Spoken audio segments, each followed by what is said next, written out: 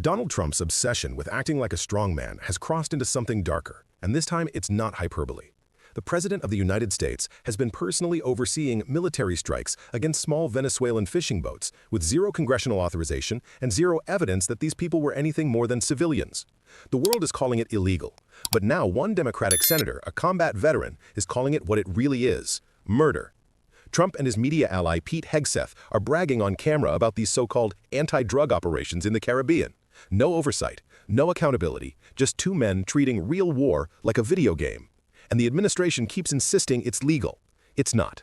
Let's look at what they said, and why Senator Ruben Gallo's response may finally trigger an impeachment reckoning. The U.S. military, as I mentioned, nobody better in the world at mapping networks, identifying who's connected to who inside terrorist organizations. It's just the media is used to hearing that when it pertains to Afghanistan and Iraq and ISIS and al-Qaeda.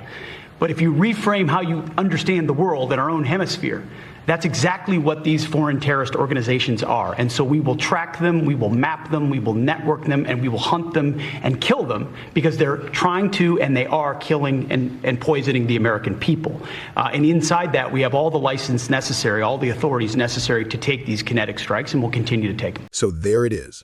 No proof, no evidence, and certainly no congressional authorization.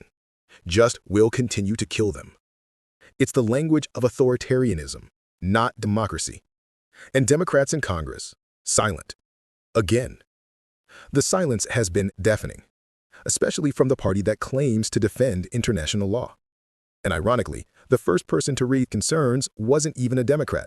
Maybe. You don't think anybody in the Caribbean's using drugs? What if they're selling the drugs in Trinidad? Are we now the police for Trinidad? Well, they always say, are we going to blow up every boat? It's just insane. You can't blow up what every I want to ship say, Senator, that you is think I always might get have this. drugs on. When Rand Paul is the one making more sense than Chuck Schumer, you know Democratic leadership is asleep at the wheel. But finally, someone with a spine and a uniform spoke up.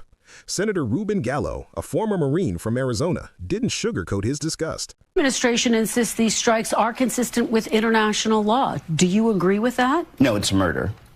It's very simple. If this president feels that they're doing something illegally, then he should be using the Coast Guard. If this is an act of war, then you use our military, and then you come and talk to us first. But this is murder. It's sanctioned murder that he is doing that. And it's very simple for someone like him to talk about killing people or doing something in the name of war. He's never actually served. He's never actually pulled a trigger. And it's very dangerous what he's doing, both to our international relations, to our friends down in South America, and to these men and women that have to make these calls for a president who has zero understanding about the responsibility someone has when it comes to having to make life and death decisions. It's disgusting what he's doing. That's not political theater. That's a soldier calling out a coward. And Gallo's words cut deeper than any partisan talking point. Trump is using the U.S. military for personal theatrics, risking international war while pretending to be a warrior he never was. Let's be clear, these strikes aren't tough-on-crime policy. They're a blueprint for authoritarian rule.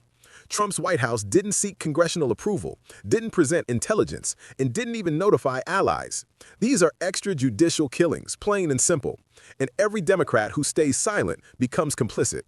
This is exactly how dictatorships take root, power concentrated in one man, surrounded by enablers too timid to stop him.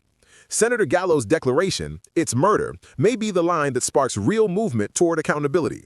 And for the first time, there are whispers on the Hill that Republicans could back impeachment for these acts. Because this isn't just a scandal, it's a violation of international law and a betrayal of the very principles the U.S. claims to stand for. When a president orders killings without proof or process, the republic itself is on life support. Trump doesn't want to protect America, he wants to play God. But as Senator Gallo made clear, this isn't strength. It's cowardice wrapped in chaos, and it's time for accountability. If you agree it's time to end this culture of impunity, subscribe, hit the bell, and leave a comment on how you think Democrats should respond. Because silence in the face of murder isn't neutrality, it's surrender.